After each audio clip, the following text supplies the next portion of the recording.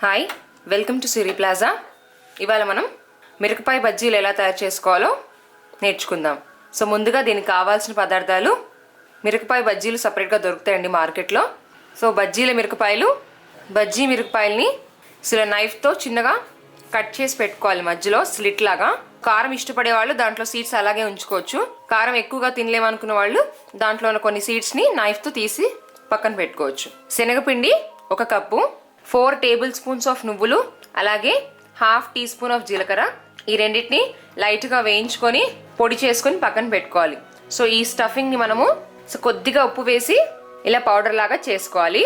So ఇప్పుడు దీన్ని మనము మిరపకాయలో స్టఫింగ్ లాగా యూజ్ చేస్తాం. బేకింగ్ సోడా 1 చిటికెడు, వాము 1/4 టీ స్పూన్, సాల్ట్ తగినంత, వాటర్ కొద్దిగా, ఆయిల్ డీప్ ఫ్రైకి సరిపడా. సో మిర్చి బజ్జీ తయారు చేసుకోవడానికి పదార్థాలన్నీ చూసాం కదా, ఇప్పుడు ఎలా తయారు చేసుకోవాలో చూద్దాం.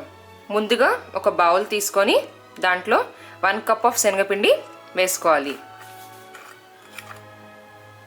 తర్వాత 1/4 టీ స్పూన్ వాము, అలాగే చిటికెడు బేకింగ్ సోడా, తగినంత ఉప్పు. సో ఇవన్నీ బాగా మిక్స్ అయ్యేట్టుగా కలుపుకోవాలి. సో ఇప్పుడు దీంట్లో తగినన్ని నీళ్ళు పోసుకొని దోసపిండిలాగా జారుడుగా కలుపుకోవాలి. సో బజ్జీ పిండిని ఇలా జారుడుగా కలుపుకొని పక్కన పెట్టుకోవాలి. ఇప్పుడు మనము ఒక ప్యాన్ తీసుకొని దాంట్లో డీప్ ఫ్రైకి సరిపడా ఆయిల్ పోసుకొని వేడి చేసుకోవాలి. ఆయిల్ వేడయ్యేలోపు ముందుగా మనము నువ్వులు జీలకర్ర వేయించుకొని కొద్దిగా ఉప్పు వేసుకొని పౌడర్ చేసుకున్నాం కదా, దీన్ని మనం ఇలా ఈ మిర్చి బజ్జీలోకి స్టఫ్ చేసుకొని పక్కన పెట్టుకోవాలి. సో ఇలా స్టఫ్ చేసుకొని పక్కన పెట్టుకోవాలి. ఆయిల్ వేడైంది కదా, ఇప్పుడు ఆ ఫిల్లింగ్ చేసిన దాన్ని, సో స్టఫ్ చేసుకున్న మిర్చి బజ్జీని ఇలా పిండిలో ముంచి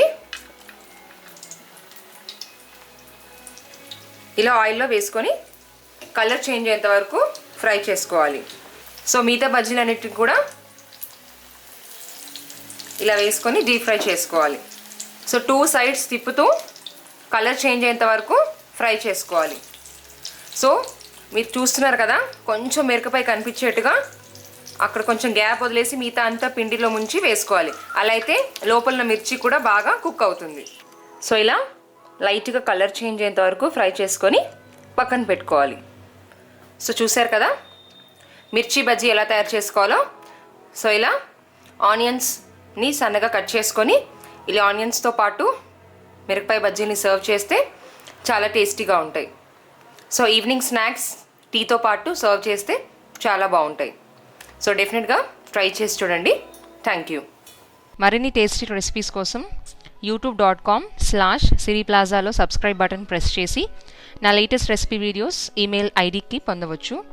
మరియు ఫుల్ డిస్క్రిప్షన్ కోసం siriplaza.comలోకి డైరెక్ట్గా లాగిన్ అవ్వచ్చు. Thank you.